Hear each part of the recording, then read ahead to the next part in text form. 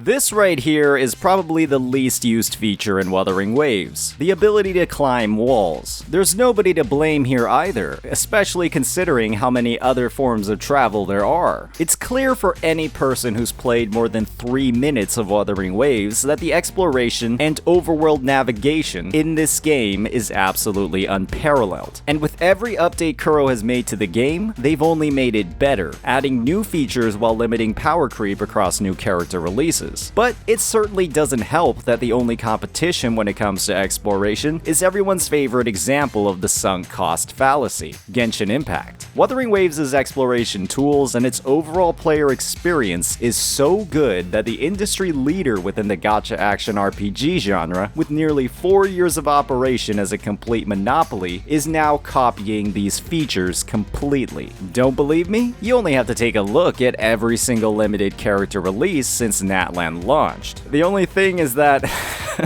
each of these new features are individually locked to a single character, restricted to a single region, and perhaps most importantly of all, paywalled through their gacha. In Genshin Impact, you can get the same exploration experience as a single free Wuthering Waves character. You just have to pull 3 limited 5 stars and stay in a single region of the map. There's a reason why all of Genshin's new features mirror the tools that Wuthering Waves has had since launch. There's a reason why Kuro's updates have been focused on quality of life rather than new travel methods that are blatantly better than others. It's because Wuthering Waves, from its baseline systems all the way to its individual gadgets, has the best exploration in gacha gaming, and will likely hold that title for the foreseeable future. Today we'll be diving into why this is the case, breaking down what makes Wuthering Waves' exploration so fulfilling, why other developers are scrambling to integrate these features into the game, and how Wuthering Waves' new additions to exploration have been and will be better than their competitors, both in the present and the future. It's clear from the business practices seen on both sides that one company has a lot more respect for their players and their past expenditures than others. As always, if you're enjoying this content, please hit that like and subscribe button. One of the greatest parts of WuWa's exploration is the fact that every single gadget or shortcut is available to every single character. It could be the grappling hook, the echo slotted into your active skill, or simply every character's default infinite out of combat stamina and their ability to run up walls. The fact of the matter is that regardless of who you've pulled or what team composition you're running in the overworld, you have a massive variety of tools available that can streamline your experience dramatically. There's no need at all to craft specialized parties that leverage built-in character abilities to do more than just sprint in the overworld until your stamina runs out. The end result is absolute freedom in who you play in the overworld. You don't feel like you're wasting your time or playing suboptimally by not slotting or owning the character. You're not pulling characters strictly for the massively improved experience they give you in the overworld. And the Kuro devs aren't using quality of life as FOMO to increase their banner sales. However, some characters do have slight advantages over others, like Jian's ability to close distance in the air, or Shorekeeper's slightly enhanced auto-collecting butterfly sprint, but at the end of the day, these abilities are less efficient than the echo skills, which any character can equip that serve the same purpose. The Cyan Heron goes further than Jian, and resets your air dodge, while the Inferno Rider's hold is a lot faster than Shorekeeper, and the auto-collection range of the Junrock is wider and completely automated. These character abilities are built into their kits, but they're objectively a worse version of what every character can already use. It's the complete polar opposite compared to another gacha title, where characters with no exploration mechanics built into their kit drive some of the most sluggish, unresponsive, and slow-paced experiences possible. This became even more evident as Genshin released more regions with absurd levels of verticality and hard-to-reach objectives, while conveniently releasing characters who could bypass all of these obstacles at the exact same time. The Genshin devs manufacture problems and sell the solution. They design their overworld overworlds with the intention of creating inconvenience, annoyances, and frustration if you don't save the resources for or spend on the on-banner character. They region lock, time gate, and reset progression across every single helpful gadget in the game with each new area, requiring a massive amount of commitment and playtime to get anything close to a cohesive exploration experience, unless you decide to inconvenience yourself as a player even more and constantly alt-tab with the aid of third-party tools. Kuro, on the other hand, gives every single solution to the player or lets them grind those solutions through mobs in the overworld, and unlocks an incredible number of helpful tools within hours of starting the game. Players gain immediate access to the grappling hook in the first 30 minutes, and amazing tools like the loot mapper and portable waypoint are only a few hours after that. This made the experience great in 1.0, but the devs streamlined it even further in future updates. They buffed the detection ability of the loot mapper to make chests even easier, added a hover droid shooter to streamline challenges in mining, and gave every player, regardless of who they had on their active team or on their roster, the ability to precisely locate resources in the overworld. That's a feature that the Genshin devs isolate to a single gacha character in a single region, and it's a massively player-unfriendly development trend you can identify across almost every new feature in the game. It's safe to say that almost every single part of exploration in Wuthering Waves, be it climbing, loot tracking, or looting materials, is a better, more convenient experience for players compared to Genshin Impact. It's also safe to say that Genshin, with their inferior implementations, also locks almost all of their features behind the gacha or a massive amount of progression, effectively gating quality of life for players, unless they pay with money or their time. There's a reason why the Wuthering Waves exploration experience feels a bit short. You're not actively struggling against the game's systems to get things to 100%. You're not artificially increasing your playtime by running out of stamina while scaling high cliffs. You're not wasting time tracking the horribly vague little wisp from treasure compasses or waiting for its dreadfully long cooldown between chests. You're not constantly alt-tabbing to a third-party map because the built-in detection systems are complete garbage. You're not waiting multiple daily resets to collect ascension materials for your characters, as the developers actually respect your time and don't make the requirements absolutely absurd. You're doing all of these things in Genshin Impact. You're spending more time waiting for cooldowns or simply navigating the game's convoluted overworld mechanics that are designed to sell characters and inflate your playtime rather than be an actual enjoyable experience. And you can see all of these player-degrading mechanics at full play across the entirety of Natlan. The main reason for Wuthering Waves' stellar exploration experience is the fact that Kuro Games respects their players. They have enough confidence in their baseline game and systems that they don't need to bundle improvements with new character releases. They instead build those improvements into the default experience. What that means in the long run is that Wuthering Waves is only going to get better, especially in exploration, regardless of who you pull or when you pull. You won't be locked out of new features unless you whip out your credit card. You don't have to commit a massive amount of time to simply unlock the features that make the game playable. It's crazy what happens when the devs focus on making a good game instead of a good revenue stream. As always, if you enjoyed this content,